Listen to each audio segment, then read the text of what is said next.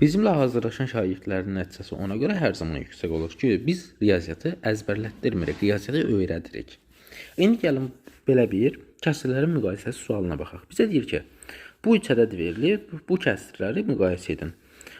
Görürük ki, bu kəsrləri ortaq məxrəcə gətirib müqayisə etsək, bu dəlillik olar. Çünki çox çətin bir proses olacaq. O zaman nə edirik? Kəsrlərdə xırda bir dəyişiklik edirik. Birinci kəsri yazıram mən. Min 27-yi minus 2. Məxrəcə oxşadıram. Bir şey dəyişmir ki, dəyişmir. Məxrəcdə 1027.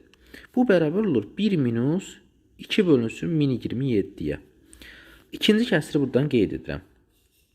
1029 minus 2 bölünsün 1029. Eyni şeyi ikinciyə də tətbiq etdim. Bu zaman alınır 1 çıxılsın 2 bölünsün 1029. Üçüncü kəsirdə də eyni şeyi tətbiq edirəm. 1031 minus 2 bölünsün 1031.